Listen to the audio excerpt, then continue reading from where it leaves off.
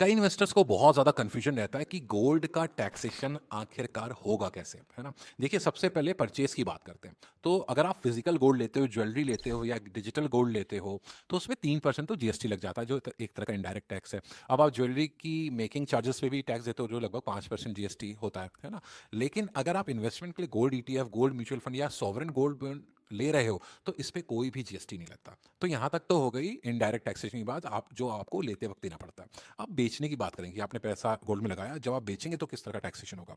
जुलाई 2024 के बाद से रूल्स काफ़ी चेंज हो गए हैं। अब फिजिकल गोल्ड हो, ज्वेलरी हो, डिजिटल गोल्ड हो या गोल्ड म्यूचुअल फंड हो, अगर आपने 24 महीने तक उसको इन्वेस्टेड रखा है, उसके बाद अगर आप बेचते हैं, तो प्रॉफिट पे आपको बिना इंडेक्सेशन के 12.5% लॉन्ग टर्म के हिसाब से टैक्स लगेगा। अगर आप ये 24 महीने से पहले बेच देते हो, तो जितना भी प्रॉफिट होगा वो आपकी इनकम में क्लब हो जाएगा और आपको स्लैब रेट के हिसाब से टैक्स देना पड़ेगा।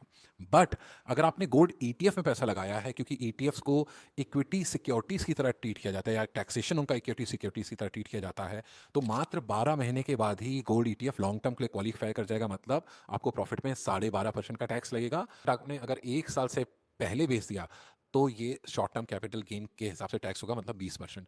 अब बात करें सोवरेन गोल्ड बॉन्ड्स की, जिसका टैक्सेशन काफ़ी इंटरेस्टिंग हो गया है। तो यहाँ सबसे इंपॉर्टेंट हुआ है क्या है कि सबसे एक नया चेंज आया है बजट 2026 में, है ना? पहले क्या होता था कि पहले जो भी लोग 8 साल के लिए प्राइमरी इशू में सोवरेन गोल्ड बॉन्ड लेते थे 8 साल के लिए, तो जब भी वो 8 साल के बाद पैसा निकालते थे या मैच्योर होता था, तो पूरी तरीके से टैक्स फ्री होता था।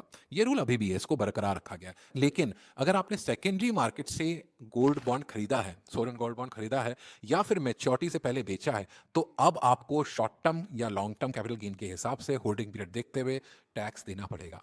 और एक इंपॉर्टेंट बात है कि अगर आपने गोल्ड इनहेरिट किया है अपने पेरेंट्स से, तो इस पे कोई इनहेरिटेंस टैक्स तो नहीं है। लेकिन जब भी आप इसको बेचेंगे, तो आपको ओरिजिनल परचेज वैल्यू के हिसाब से, ओरिजिनल बिल्स के हिसाब से कैपिटल गेन टैक्स कैलकुलेट करना पड़ेगा, और होल्डिंग पीरियड को देखते हुए इस पे भी शॉर्ट टर्म या लॉन्ग टर्म कैपिटल गेन के का टैक्स देना पड़ेगा। तो गोल्ड इन्वेस्ट करना बहुत अच्छा है, लेकिन टैक्स स्ट्रक्चर को समझ के ही इन्वेस्ट करें, ताकि रिटर्न्स आपका मैक्सिमाइज हो सके। और इससे ज़्यादा आपको टैक्स प्लानिंग में सहायता चाहिए, या आपको पोजीशन करना अपना पोर्टफोलियो कि कितना गोल्ड होना चाहिए, कितना गोल्ड नहीं होना चाहिए, किस तरह का गोल्ड आप इन्वेस्ट करो, तो आप हमें संपर्क कर सकते हैं। और till then keep learning, keep investing.